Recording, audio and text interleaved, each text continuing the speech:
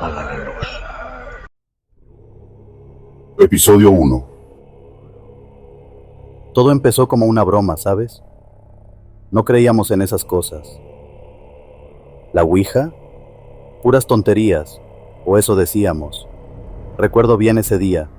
Salimos de la escuela como cualquier tarde, solo que esta vez llevábamos la dichosa tabla. La había traído Manuel, el más valiente, o más tonto, según yo, de todos nosotros. Nos fuimos a un parque cerca de la escuela, un lugar donde ya no quedaba casi nadie cuando caía la tarde. Éramos 5: Manuel, Ana, Diego, Liz y yo. Nos sentamos en un círculo, con la tabla en el centro. Ya sabes cómo funciona. Todos ponen los dedos sobre el puntero, hacen preguntas y, supuestamente, algún espíritu responde. Nos reímos un buen rato antes de empezar, pero al momento de poner los dedos sobre el puntero, la atmósfera cambió. Algo se sentía raro, pesado, pero pensé que era solo nuestra mente jugándonos una broma. ¿Hay alguien aquí?, preguntó Ana, intentando sonar seria, pero apenas pudo contener la risa. Nadie respondió, obviamente. El puntero no se movió, así que nos reímos de nuevo. Pero justo cuando estábamos por dejarlo todo, el maldito puntero se movió, lentamente, como si alguien estuviera tirando de él, pero ninguno de nosotros lo estaba haciendo, o al menos eso creíamos. Se detuvo sobre la palabra sí. Nos quedamos en silencio, y Ana, un poco queda más pálida ahora, preguntó: ¿cómo te llamas? El puntero se movió, más rápido esta vez. Formó un nombre: C, A, R, L, A. No conocíamos a ninguna Carla, así que pensamos que alguien lo estaba moviendo como broma. Nos lanzamos miradas acusadoras, pero todos negaban con la cabeza. Manuel, el tipo rudo, empezó a reírse y dijo que era pura mentira. Pero luego Liz dijo algo que nunca olvidaré. Mi prima Carla murió hace 2 años. La risa de Manuel se apagó de golpe y el ambiente se volvió aún más espeso. No sé por qué seguimos jugando. En serio, no sé qué demonios nos impulsó a seguir. Quizá la curiosidad, quizá el miedo de parecer cobardes frente a los demás. El siguiente en hablar fue Diego.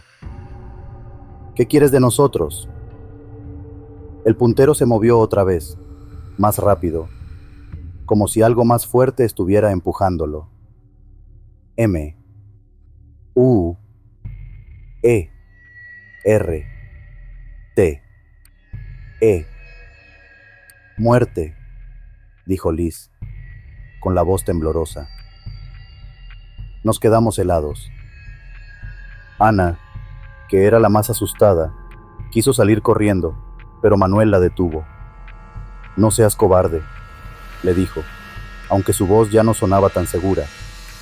Yo solo quería irme, pero algo nos mantenía ahí. Era como si el aire alrededor se hubiera vuelto más denso, como si estuviéramos atrapados en una burbuja. De repente, sentimos un frío que no era normal. Estábamos en pleno verano, pero el aire se puso gélido. Y entonces escuchamos una risa, baja, suave, pero claramente una risa de mujer. Venía de todas partes y de ninguna al mismo tiempo. Nos levantamos de golpe, mirando a nuestro alrededor, pero no había nadie. Es suficiente. Vámonos, dije, con la voz quebrada. Ana ya estaba llorando, y Liz no podía dejar de temblar. Nos levantamos y nos fuimos, dejando la tabla tirada. Pero ahí no acabó todo. Al día siguiente, Ana no fue a la escuela, ni el día siguiente. Nos enteramos por su mamá que estaba en el hospital, con fiebre alta y delirios. Decía que veía sombras, que una mujer la seguía.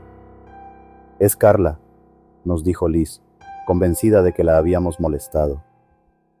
Manuel se negó a creerlo. Decía que eran puras casualidades, que Ana estaba enferma y ya. Pero entonces, las cosas empeoraron. Diego comenzó a escuchar golpes en las paredes de su casa, como si alguien estuviera tocando desde dentro. Liz veía sombras moverse en su cuarto, y yo no podía dormir. Sentía una presencia en mi habitación, algo que se acercaba más cada noche, hasta que una vez lo vi, una figura borrosa, una mujer parada a los pies de mi cama. No me moví, no grité, solo cerré los ojos y recé para que desapareciera. Esa noche fue solo el comienzo.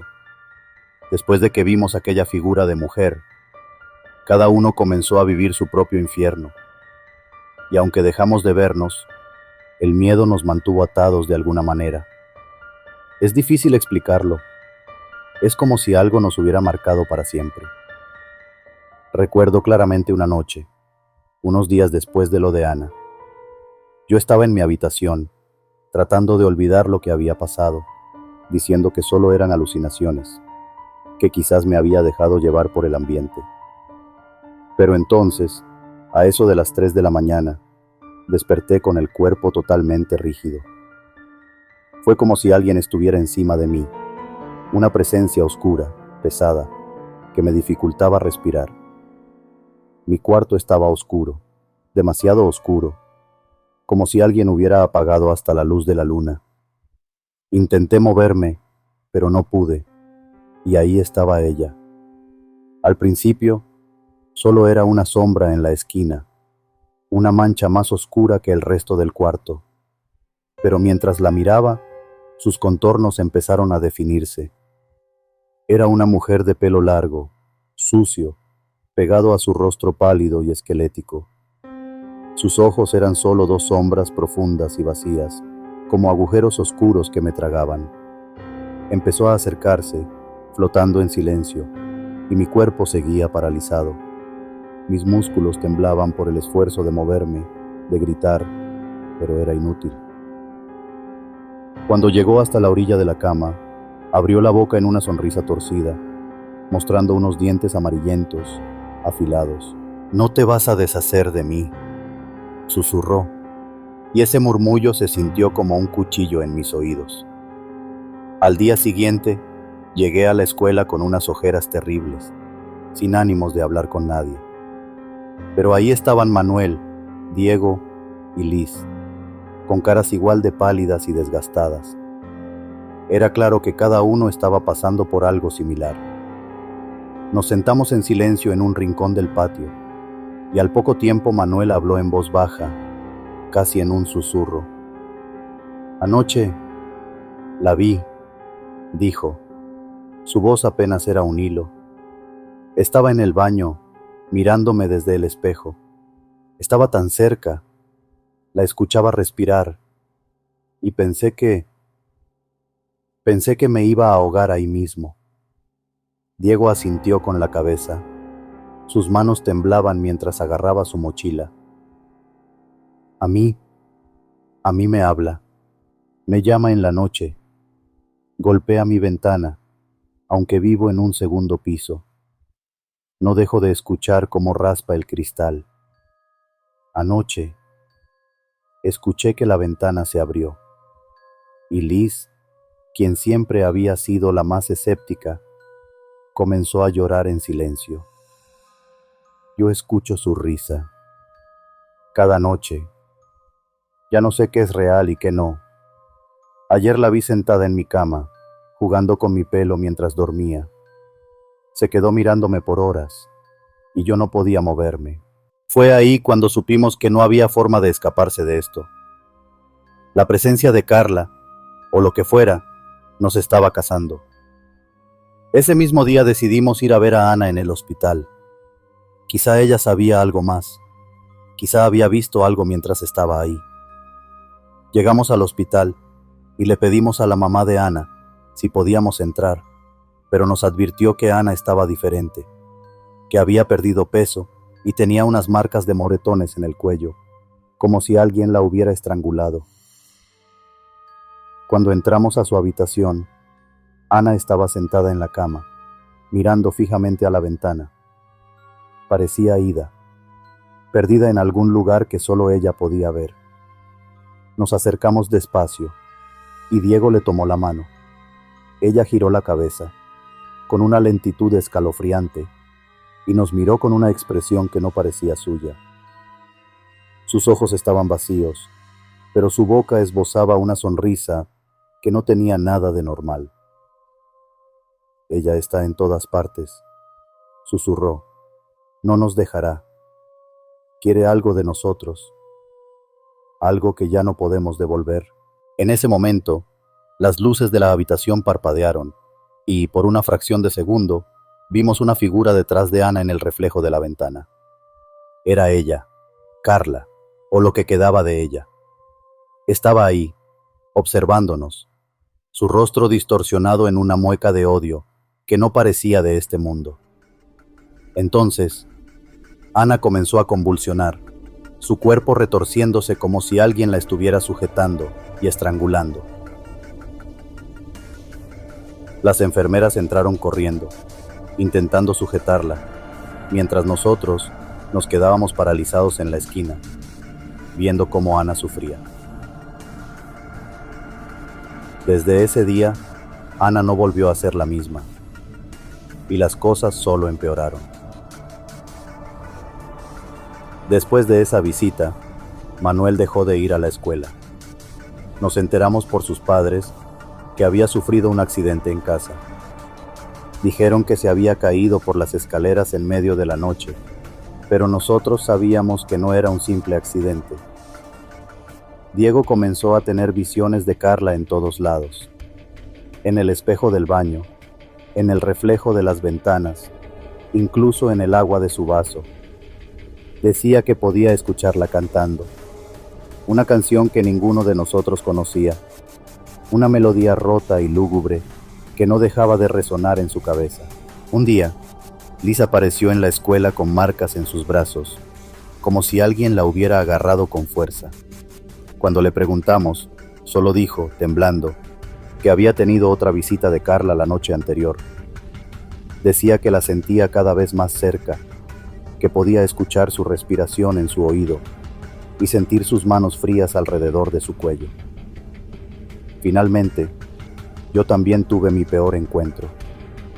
Fue una noche que nunca olvidaré.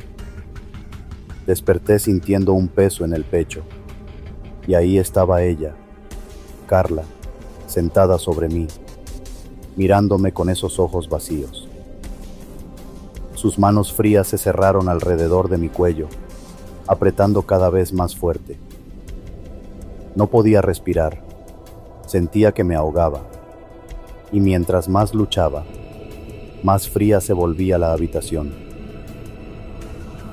Vi su rostro acercarse al mío, y en un susurro helado, dijo: «Esto es solo el principio». La mañana siguiente, tenía marcas de dedos en mi cuello, y supe que ya no podía más. Decidí quemar la tabla de Ouija, romper cualquier conexión con ese juego maldito que habíamos comenzado sin saber. Pero cuando lo intenté, no pude encontrarla. Volví al parque donde la habíamos dejado, pero ya no estaba. Al parecer, Carla había decidido quedarse en nuestras vidas, con o sin la tabla. Después de esos sucesos no volvimos a juntarnos. Yo en lo personal no quería saber más del tema. Ana estuvo un tiempo en el hospital y se cuentan historias extrañas que pasaron mientras la atendían, pero no es muy claro lo que pasó. Episodio 2. Era una madrugada de esas que preferirías no estar de guardia, en el pequeño hospital rural a las afueras de la ciudad en Michoacán. No era la primera vez que recibíamos casos extraños, pero nada nos había preparado para lo que venía. Esa noche, trajeron a una joven llamada Ana. El parte médico decía fiebre alta y delirios. y pensé que se trataría de algún caso de infección complicada o fiebre tifoidea. Pero cuando la vi, me di cuenta de que esto iba mucho más allá. Ana estaba sudando, su piel rojiza, casi quemando al tacto, pero lo más extraño era esa mirada, oscura y perdida, que no se parecía en nada a las típicas miradas febriles. Era como si algo más, algo ajeno y despiadado, la estuviera observando desde adentro. Al intentar colocarle el catéter para administrarle líquidos, su mano me atrapó con una fuerza brutal, tanto que me dejó marcas. ¿Cómo podía una persona con esa fiebre, en ese estado, tener tanta fuerza? Avisé de inmediato al doctor Jiménez, el médico en turno. Jiménez es un tipo experimentado. Había trabajado en grandes hospitales y, aunque el nuestro no tenía los mismos recursos, él se encargaba de traernos la experiencia de un hospital de primer nivel. Al intentar examinarla, Ana soltó un grito que reverberó por todo el pasillo. Las luces parpadearon, y todos en la sala se miraron como si el tiempo se hubiera congelado por un instante. Sus ojos ya no parecían suyos. Sus pupilas estaban dilatadas al extremo, como si absorbieran toda la luz de la sala. Intentamos sujetarla entre cuatro, y aún así nos costó. Sus movimientos no tenían ningún sentido para una paciente en ese estado, así que el doctor decidió sedarla. Pero incluso después de una dosis de diazepam que dejaría fuera a cualquiera, Ana seguía moviéndose, luchando contra los brazos de los internos que la mantenían sujeta. Tuvimos que aumentar la dosis, y cuando finalmente quedó inconsciente, nadie se atrevió a moverse. Era como si en cualquier momento ella fuera a abrir los ojos de nuevo. A la mañana siguiente, Ana fue trasladada a una sala aislada. Durante el traslado, empezó a susurrar palabras que no tenían sentido. Al principio pensé que eran delirios de la fiebre, pero pronto me di cuenta de que hablaba en otros idiomas, lenguas que yo, en mi vida, había escuchado. A veces eran palabras sueltas en latín, otras veces frases en francés antiguo. Llamamos a psiquiatría y a los especialistas en infecciones, porque si no era un brote psicótico, entonces no sabíamos cómo explicar el caso. En la noche, la atmósfera se volvió más pesada. Nos costaba entrar a su cuarto, pero debíamos hacerle los controles. La primera en notar algo extraño fue Rosa, una enfermera con años de experiencia. Salió corriendo del cuarto, pálida como una hoja, y solo repetía: vi algo, una sombra. Nadie la tomó en serio al principio, pero luego otras enfermeras comenzaron a decir que también sentían algo extraño en su habitación, un frío inexplicable, y esa sensación de que alguien más estaba ahí, observándote desde las esquinas oscuras.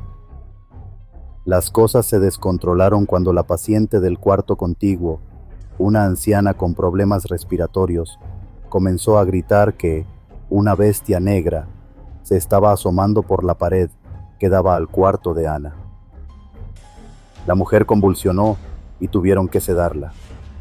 Las cámaras de seguridad, cuando revisamos las grabaciones, mostraban movimientos inexplicables. Una sombra oscura se desplazaba desde el cuarto de Ana hacia el pasillo y luego desaparecía. Al día siguiente, el doctor Jiménez pidió una revisión psiquiátrica completa para Ana.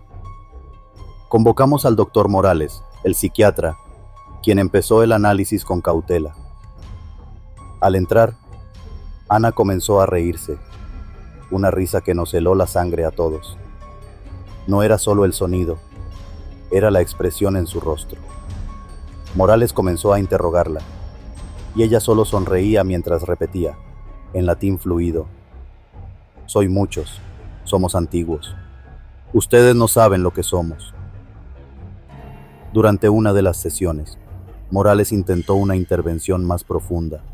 queriendo buscar algún trauma que explicara su comportamiento. Pero mientras él hablaba, Ana se puso rígida. Su piel comenzó a tomar un tono grisáceo, sus ojos se volvieron completamente negros, y de su boca salió un murmullo bajo y gutural que ninguno de nosotros entendió. De repente, Ana gritó con tal fuerza que el doctor Morales se tambaleó hacia atrás, y en un parpadeo vimos lo imposible. Un espectro oscuro, casi una sombra sólida, emergió de ella y embistió a Morales, lanzándolo contra la pared. La fuerza del impacto lo mató al instante. El sonido de sus huesos rompiéndose resonó en la sala, y los que estábamos allí quedamos petrificados, sin poder movernos. Después de eso, tuvimos que informar a las autoridades, y fue entonces cuando el director del hospital, quien era un hombre creyente católico, solicitó la intervención de la iglesia. Al día siguiente, llegó el padre Juan, quien, apenas entrar al cuarto, comenzó a rezar en voz baja. Ana lo miraba con una sonrisa burlona, y en latín comenzó a responderle, desafiándolo con insultos y frases que el padre no quiso repetir después. Sin embargo, fue claro en algo: lo que estaba dentro de Ana no era de este mundo. La situación escaló tanto que el hospital y la diócesis contactaron al Vaticano. Sabíamos que se trataba de algo fuera de nuestro alcance, y para entonces ya todos evitábamos acercarnos a su cuarto. Las enfermeras que hacían los controles decían que sentían como si algo les respirara en la nuca, como si unas manos heladas las rozaran cuando revisaban los monitores de Ana. Rosa, la misma enfermera que había visto algo la primera noche, fue encontrada muerta en los baños del hospital, aparentemente por suicidio. Pero todos sabíamos que ella nunca hubiera hecho eso. Días después, llegaron 2 sacerdotes del Vaticano, quienes traían consigo las escrituras y objetos sagrados. La misa de exorcismo empezó en la noche, con pocas luces encendidas. Los sacerdotes comenzaron a leer en latín, y Ana reaccionó como nunca antes. Su cuerpo empezó a sacudirse, su piel adquirió un tono verdoso, y su boca se abrió tanto que parecía que su mandíbula iba a dislocarse. Comenzó a gritar, y sus ojos, que se volvían totalmente negros, me miraron con una maldad que nunca olvidaré. Los objetos en la habitación comenzaron a moverse, los equipos se apagaron y encendieron sin razón aparente, y vimos claramente cómo una sombra grotesca, con garras y unos ojos rojos intensos, emergía de su cuerpo. La sombra se lanzó contra los sacerdotes, que apenas lograron contenerla mientras continuaban rezando con todas sus fuerzas. La batalla duró horas. El edificio entero parecía estar temblando, y había un frío glacial que no se iba.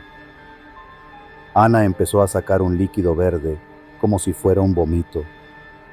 Parecía como si tuviera colmillos, y los ojos se le veían totalmente perdidos, negros y ahogados. Fue algo horrible lo que pasó. Los sacerdotes se desgastaron durante el proceso. Uno de ellos de pronto se perdía, y parecía como si ese ente se apoderara de su cuerpo. Al final lograron controlar todo. Ella pegó un último grito y cayó desmayada. Lograron colgarle los rosarios en su cuello y pidieron que por nada se le quitaran. A la mañana siguiente, todo había terminado. Ana quedó muy desgastada. Tardó un par de meses en el hospital para poder recuperarse. Los rosarios que le colgaron no se los quitaba ni para bañarla. Afortunadamente se recuperó y al parecer pudo seguir una vida normal. Ella siempre dijo no recordar nada de lo pasado, y la verdad es que es mejor así. Episodio 3. Me llamo Gerardo, y lo que te voy a contar no es algo que le desee a nadie. A veces desearía poder olvidar todo lo que pasó, pero es como si esta historia se hubiera quedado pegada en mi mente, como una sombra que no me deja tranquilo. Todo comenzó como cualquier tarde normal en la prepa. Mis amigos y yo habíamos escuchado rumores sobre unas ruinas abandonadas en un pueblo cercano. La historia decía que era una antigua fábrica que había funcionado hasta los años 40, pero después de un accidente terrible, todo se fue al demonio.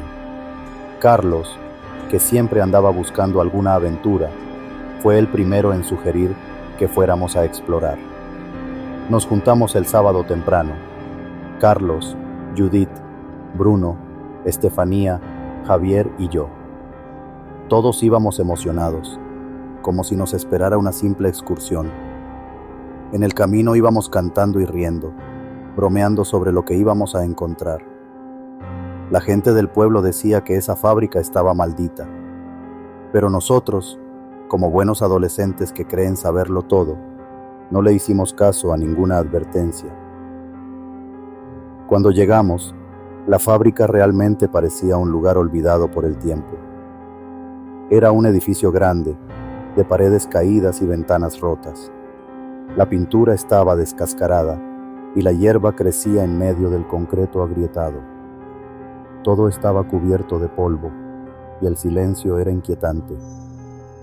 A pesar de que el sol todavía brillaba, el lugar tenía una sombra extraña, como si el tiempo allí se hubiera quedado atrapado. Decidimos recorrer las ruinas, tomando fotos y explorando cada rincón. Todo iba bien al principio. Solo era un edificio viejo, nada fuera de lo común. Hasta que Carlos, quien siempre andaba en busca de algo interesante, se alejó un poco y encontró una sala llena de lo que parecían máquinas oxidadas.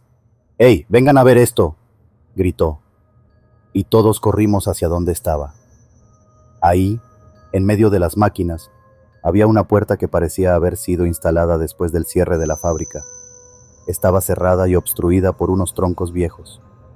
Entre risas y empujones, decidimos mover los troncos y abrir la puerta.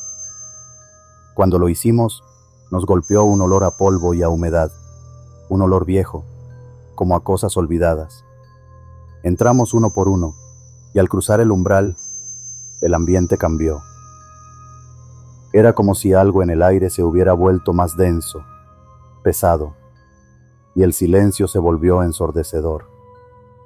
Cada paso que dábamos resonaba en las paredes, y de pronto empezamos a escuchar susurros, sonidos lejanos que parecían salir de las sombras. Carlos encontró algo extraño en una esquina, un pequeño cofre viejo, cubierto de inscripciones en un idioma que no entendíamos.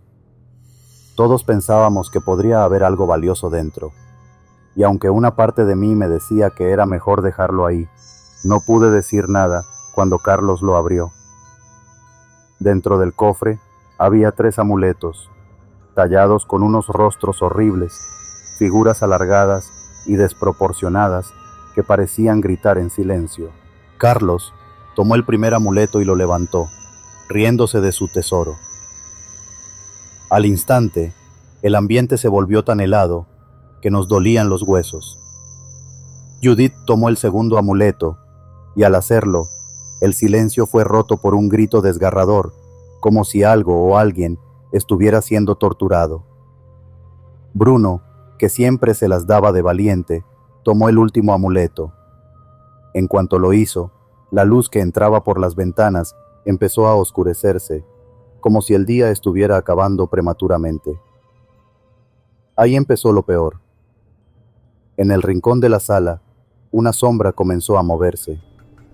Era algo que no tenía forma definida, pero se arrastraba por las paredes, lenta pero decidida. Era como si esa sombra nos estuviera observando, analizando.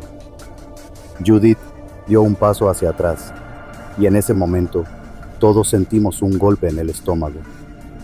Algo estaba ahí con nosotros. Las sombras comenzaron a moverse por toda la habitación. De repente, vimos pasar algo rápido frente a la puerta, como si alguien estuviera corriendo, pero no era posible. Solo estábamos nosotros. Escuchamos pasos, susurros, y un golpeteo constante que parecía provenir de las máquinas viejas. A cada segundo, todo se volvía más oscuro, como si la misma fábrica estuviera intentando tragarnos. Estefanía fue la primera en perder el control. Se agarró la cabeza y empezó a gritar, diciendo que había algo dentro de ella, que escuchaba voces. Su rostro estaba pálido, sus ojos llenos de terror. Javier y yo intentamos calmarla, pero era inútil. Ella seguía gritando. Decía que ellos querían algo de nosotros. Fue en ese momento cuando vimos, en una esquina, una figura pequeña, encorvada y deformada, que nos miraba fijamente. Sus ojos eran 2 puntos rojos, ardientes, y su sonrisa era una mueca aterradora. Carlos se acercó a la puerta y trató de abrirla, pero estaba atascada. Escuchamos un golpe detrás de nosotros, y cuando miramos, el cofre había desaparecido, pero los amuletos seguían en las manos de Carlos, Judith y Bruno. En ese momento, un viento helado recorrió el lugar, y las luces del día se extinguieron por completo. Nos quedamos a oscuras, y solo escuchábamos el jadeo de nuestras respiraciones y el latido acelerado de nuestros corazones. Por fin, Carlos logró abrir la puerta, y todos corrimos hacia la salida. No nos importaba nada más que escapar de ese maldito lugar.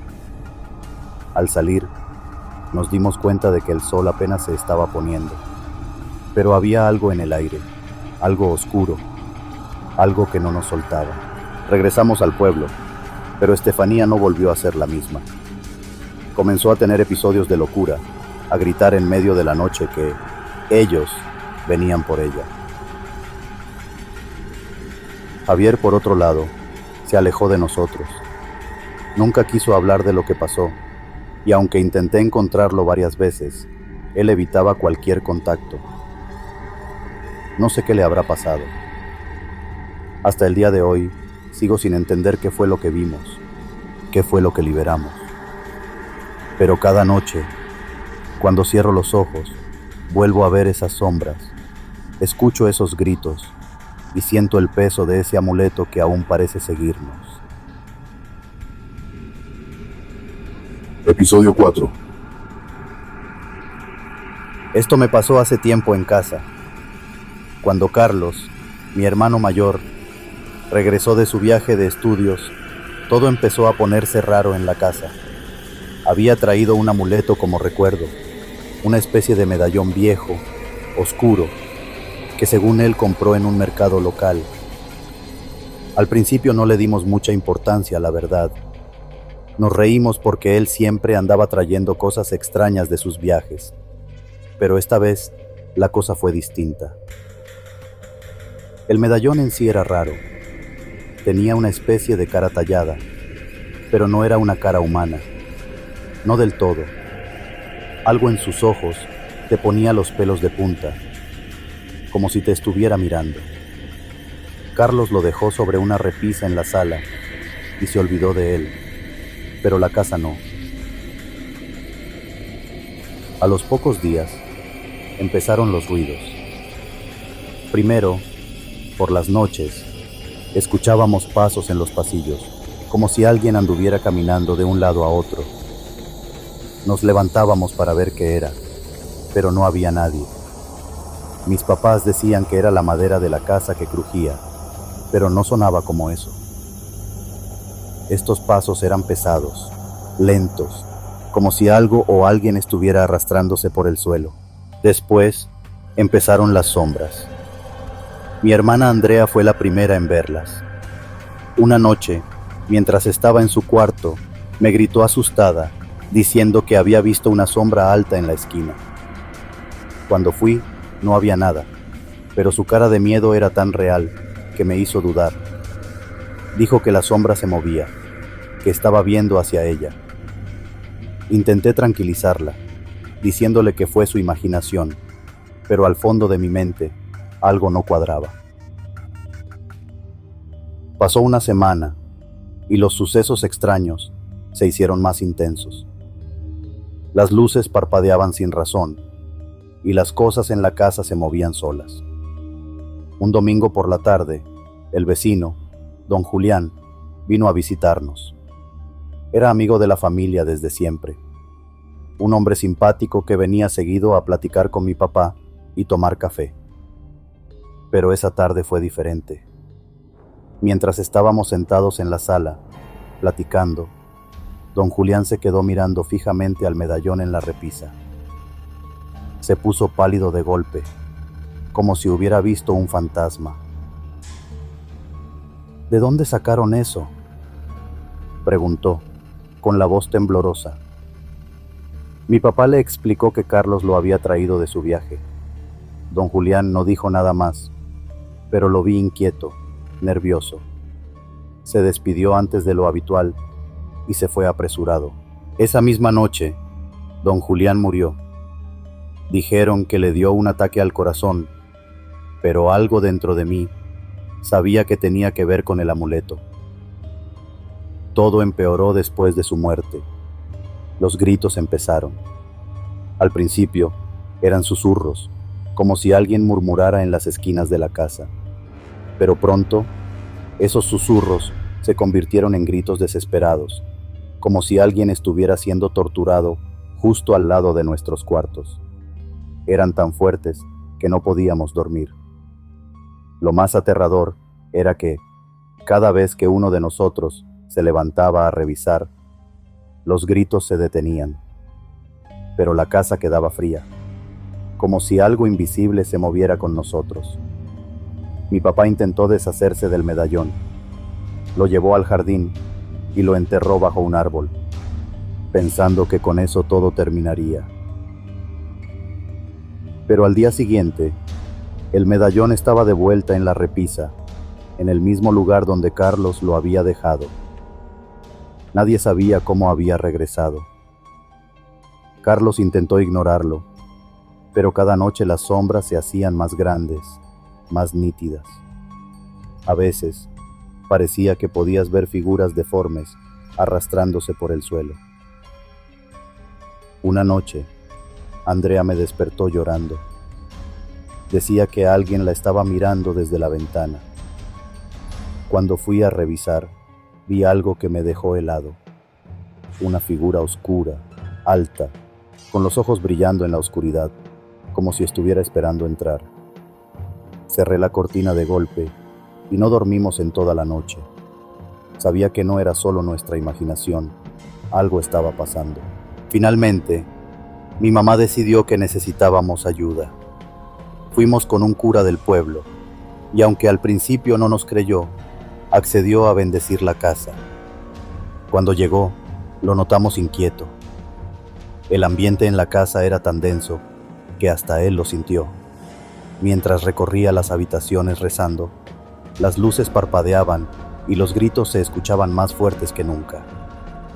El cura apenas podía concentrarse, y al final, cuando llegó a la sala donde estaba el medallón, se quedó mirándolo fijamente. Nos dijo que había que deshacerse de él, pero esta vez de verdad. Lo llevamos a un río lejos del pueblo y lo arrojamos al agua, asegurándonos de que se hundiera bien. Por un tiempo, las cosas se calmaron. Los gritos y las sombras desaparecieron, pero algo me sigue inquietando. Muy a menudo escuchamos ruidos extraños en la casa. Ya son varios años, y parece que hay algo que se quedó. El tiempo pasó. Hicimos una vida dentro de lo que se podía, normal. Mi hermano mayor se casó con una joven de un pueblo vecino, Ana. Ellos se fueron a vivir a la ciudad y están embarazados. Los médicos dicen que será un niño y ya han escogido el nombre, Mateo. Episodio 5. Todo comenzó en una noche cualquiera, una de esas que prometían ser la típica fiesta de estudiantes. Música, risas y un montón de desconocidos con ganas de olvidar las materias por un rato. Esa noche fui con mi amiga Ana, que siempre había sido algo rara. Yo lo atribuía a su personalidad, pero después de lo que pasó, no estoy tan segura de que fuera solo eso. En la fiesta, entre todo el gentío, Ana y yo conocimos a un tipo llamado Carlos, un estudiante de ingeniería. A simple vista, era el típico chico serio, callado, de esos que apenas hablan si no les hablas tú primero. Pero Ana, en cuanto lo vio, tuvo como un brillo en los ojos, algo casi obsesivo. Fue directo a hablarle, sin perder el tiempo, y se pasaron la noche entera juntos, susurrándose cosas que parecían de otro mundo. Semanas después, en la Facultad de Historia, anunciaron un viaje de estudios. Nos pareció buena idea invitar a Carlos, aunque no era de nuestro grupo. Nadie pareció tener problemas, pero entre el resto de los chicos se escuchaban murmullos de que era raro que Ana hubiera insistido tanto en que él fuera. Yo, sinceramente, solo sentía algo de incomodidad. Había algo en la forma en que Carlos y Ana se miraban que me ponía los pelos de punta. Desde el primer día de viaje, comenzaron a pasar cosas extrañas. La primera noche, mientras estábamos reunidos en el campamento, unos compañeros se pusieron a discutir con Carlos. Fue una tontería, solo decían que él no pintaba nada ahí, que no sabía nada de historia. Ana estaba junto a él y, cuando comenzaron a burlarse, los miró de una forma que me dio escalofríos. Sus ojos parecían brillar en la oscuridad. Yo traté de calmar el ambiente, pero Ana me lanzó una mirada tan intensa que sentí como si mi propio cuerpo se helara. Esa misma noche, alrededor de las 3 de la madrugada, escuchamos gritos. Al correr hacia donde estaban las tiendas, vimos algo que jamás voy a poder olvidar. Los 2 chicos que se habían burlado de Carlos estaban tirados en el suelo, con las bocas abiertas en un grito congelado, pero no emitían ningún sonido. Sus ojos estaban abiertos, como si algo los hubiera paralizado de miedo antes de morir. Y lo peor, sus caras. Era como si algo las hubiera arañado, como si una fuerza invisible hubiera marcado su piel. Nadie supo qué decir, y en medio del silencio vi a Ana. Estaba ahí, de pie, mirando la escena, con una ligera sonrisa, casi imperceptible. Esa muerte no fue la última, en la que Ana pareciera tener algo que ver. Pasaron diversos hechos que no he logrado comprender. Cualquiera que tenía la mala suerte de ofender a Carlos o a Ana, aunque fuera con una simple broma, acababa mal. Entre los amigos cercanos, platicábamos sobre las cosas que pasaban, pero quisimos pensar que eran solo supersticiones y que solo estábamos relacionando los accidentes con cosas sobrenaturales. Casi al final de terminar el semestre, se nos ocurrió salir de excursión. Uno de los chicos la empujó, sin querer, mientras acomodábamos el campamento, y a los pocos minutos, tropezó y se cayó por una pendiente. Su pierna se torció de una manera antinatural. El grito que soltó fue tan fuerte que todos salimos corriendo, pero Ana no se movió ni un centímetro. Solo lo miraba desde arriba, con esos ojos que parecían devorarlo. Una noche, me armé de valor y le pregunté a Ana qué estaba pasando, pero solo sonrió y me dijo: «No te preocupes, solo estamos poniendo orden». Esa frase se me clavó en la mente. Sonaba como si fuera una amenaza, y desde entonces no pude verla igual. Recuerdo que antes de volver, fuimos a una última excursión a una vieja cabaña en ruinas, un sitio donde decían que antes había vivido un hombre acusado de brujería. Entramos, y todo estaba en completo silencio, pero algo en el aire se sentía pesado, como si alguien o algo nos estuviera observando. Carlos se adelantó sin decir nada, y Ana fue detrás de él, ignorando por completo nuestras advertencias. Fue en ese momento cuando escuchamos un ruido ensordecedor, un lamento que parecía venir de todos lados. Nos asomamos y los vimos a ambos. Ana y Carlos, de pie en el centro de la cabaña, rodeados de sombras que parecían surgir de las paredes. Carlos miró a Ana y le dijo algo en voz baja, algo que no logramos escuchar, pero fue como si con esas palabras las sombras se volvieran más densas, casi tocándonos, frías y pesadas. Los otros compañeros, desesperados, salieron corriendo, pero yo no pude moverme. Estaba atrapada en esa escena, paralizada. Al día siguiente, el grupo estaba devastado. Nadie quería hablar de lo que había visto.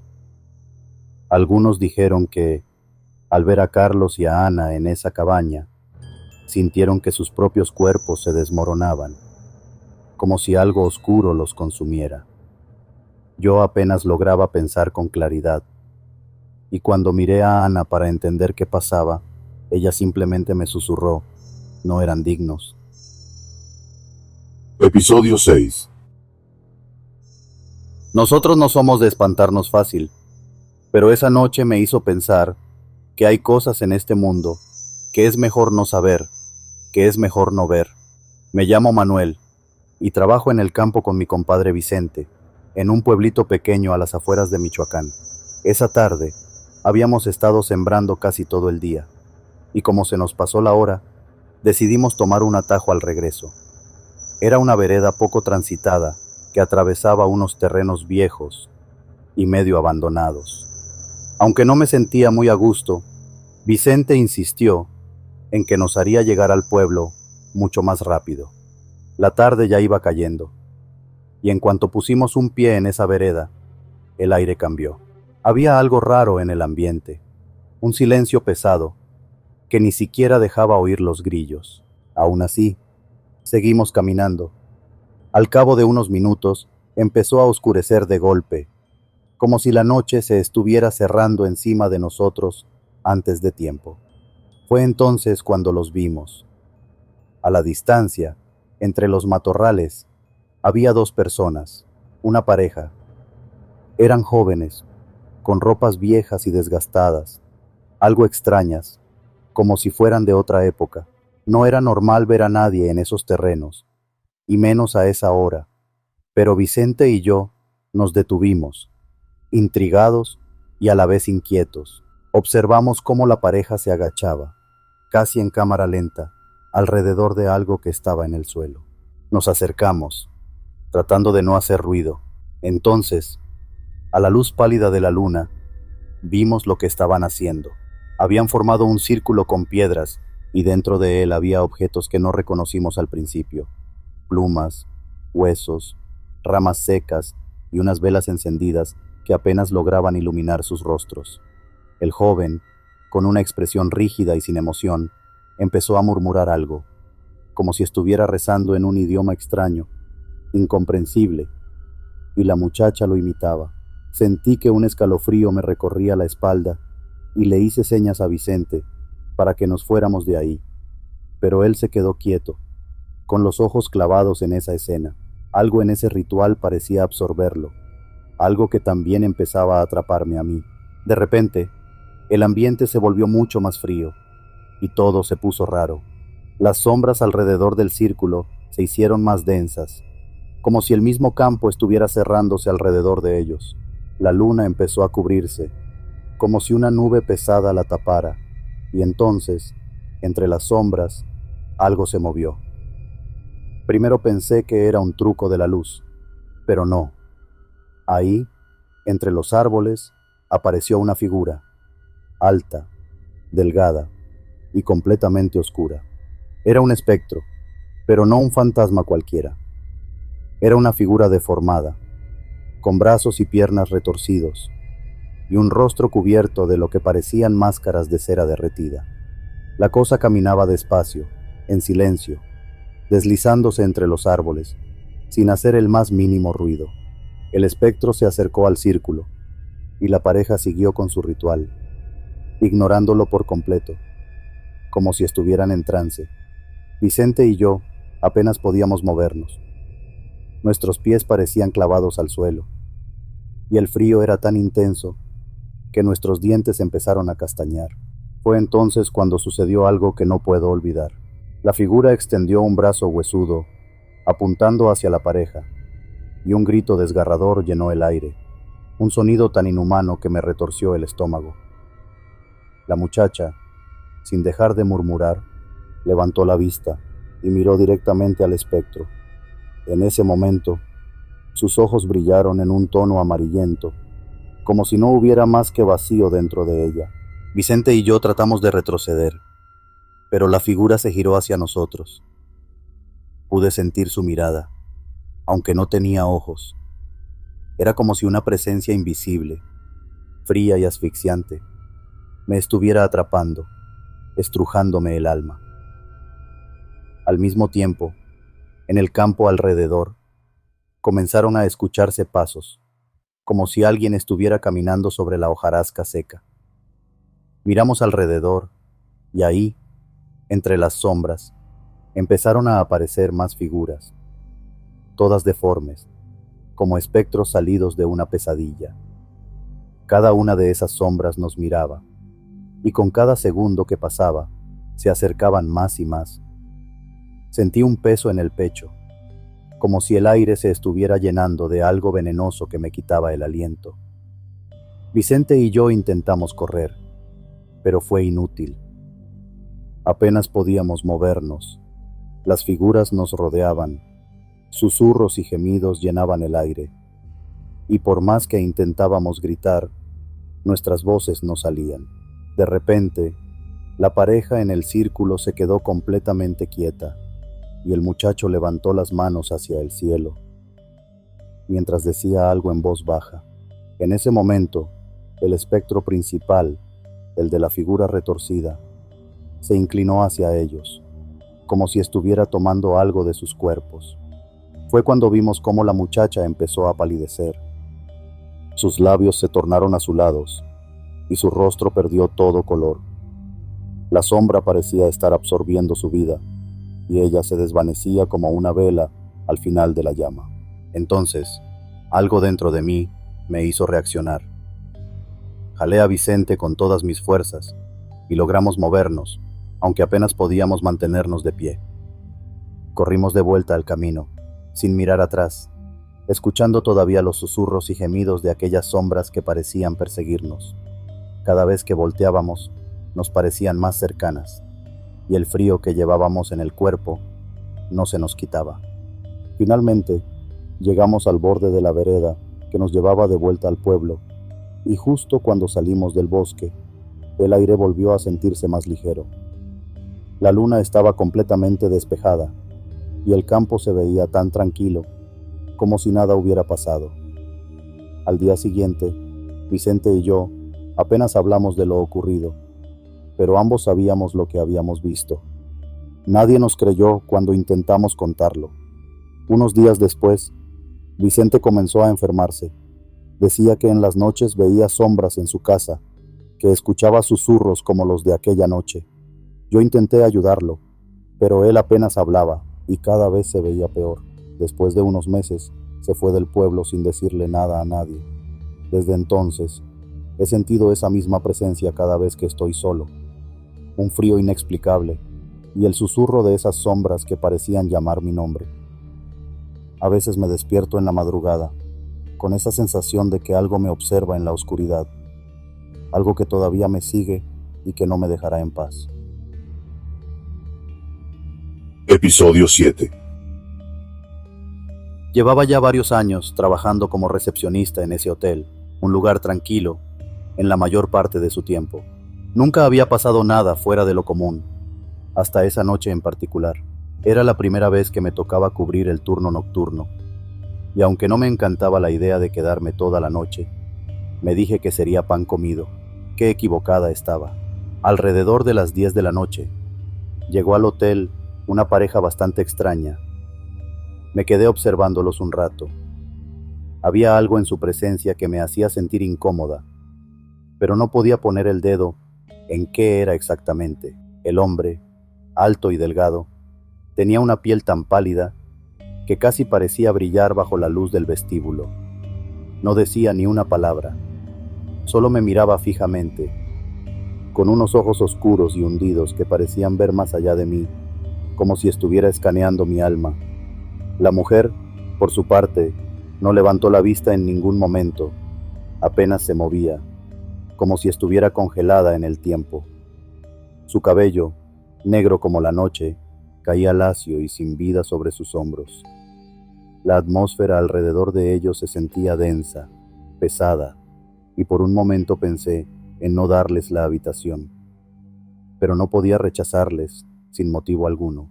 Les di la llave de la habitación 306, una de las más antiguas del hotel, con techos altos y un balcón que daba a la calle. Él pagó en efectivo y se registró como Carlos Montalvo. Mientras los observaba caminar hacia el ascensor, noté que no llevaban equipaje, nada más que ellos dos y esa presencia extraña que parecía seguirlos como una sombra. Cerré la recepción con un nudo en el estómago y me fui a descansar, aunque esa sensación de que algo no estaba bien no me abandonó. A la mañana siguiente, cuando los primeros huéspedes empezaron a bajar, las quejas no tardaron en llegar. Las historias que contaban eran incoherentes, pero todas tenían algo en común. Ruidos que venían de la habitación de esa pareja. Algunos mencionaban golpes secos, otros juraban haber escuchado susurros, pero lo que más me impactó fue cuando una señora me dijo que había escuchado a alguien llorando, pero el llanto sonaba hueco, como si viniera de algo que no era humano. Doña Rosa, la señora de la limpieza, llegó más tarde con una cara pálida que nunca le había visto. «Hay algo raro en esa habitación, niña», me dijo en voz baja mientras me entregaba el reporte del día. Cuando pasé por el pasillo, escuché algo como un animal, pero más grande, más grave, como si algo estuviera rugiendo desde adentro. Se persignó varias veces mientras hablaba. Yo no me acerqué, pero te juro que no era normal. Al entrar a limpiar la 306, el olor me golpeó de inmediato. Era algo nauseabundo, una mezcla entre carne podrida y humo, como si hubieran quemado algo, pero sin señales de fuego. Abrimos todas las ventanas, lavamos las cortinas, cambiamos las sábanas, pero el olor no se iba. Cada vez que pensábamos que lo habíamos eliminado, volvía más fuerte, como si impregnara las paredes, el suelo, hasta el aire. Después de varios intentos fallidos de deshacernos de él, decidimos clausurar la habitación por unos días, esperando que se aireara sola. El tiempo pasó, y aunque la habitación 306 quedó cerrada, las historias sobre ella comenzaron a circular entre el personal y los huéspedes más curiosos. Todos hablaban de la habitación maldita.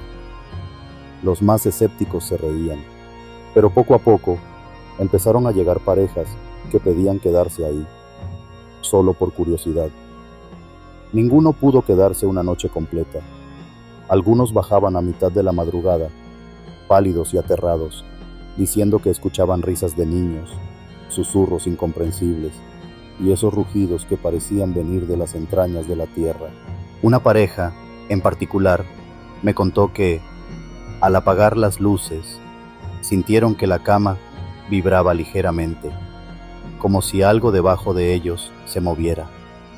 Era como si algo estuviera tratando de salir del colchón, me dijo el hombre, con los ojos llenos de terror.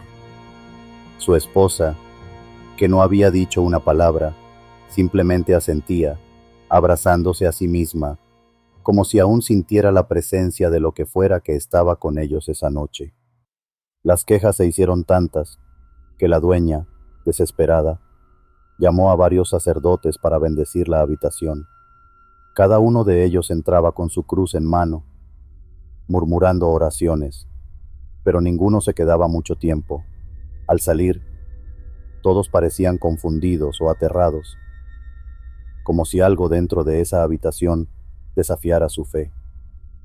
Uno de los padres, un hombre mayor y con una voz grave, salió sudando, con la mirada perdida. «Hay algo allí que no pertenece a este mundo», fue todo lo que dijo antes de irse. Unos meses después, el hotel estaba completamente lleno y llegó esa pareja de amigos de la dueña. A pesar de todas las advertencias, decidieron hospedarse en la habitación 306. Eran escépticos, se rieron de las historias y dijeron que no creían en fantasmas ni en maldiciones. Pero a medianoche, el horror los alcanzó. Estábamos todos en recepción cuando escuchamos un golpe seco desde la calle. Corrimos afuera y ahí estaba la mujer, tirada en el suelo, retorciéndose de una manera antinatural. Lo peor fue verla arañarse la cara y el cuello, como si intentara arrancarse la piel. «No quiero estar aquí, sáquenlo de mí», gritaba, aunque no entendíamos a quién o qué se refería. Fue una imagen aterradora. Su cuerpo temblaba de una manera que parecía imposible, y entonces escuchamos los gritos desde arriba. Su pareja estaba en el balcón de la habitación 306, golpeando el barandal de cristal. «No la escuches, no la escuches», gritaba, su rostro desfigurado por la locura. Y luego, con un solo golpe, rompió el cristal y vimos cómo uno de sus ojos salió disparado por la calle, mientras su cara se llenaba de sangre. Fue entonces cuando se lanzó también, cayendo con un grito desgarrador que resonó en todo el hotel.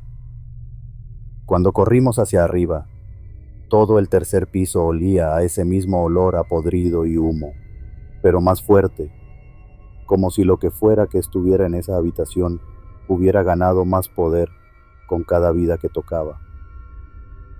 La dueña del hotel decidió clausurar la habitación para siempre esa misma noche.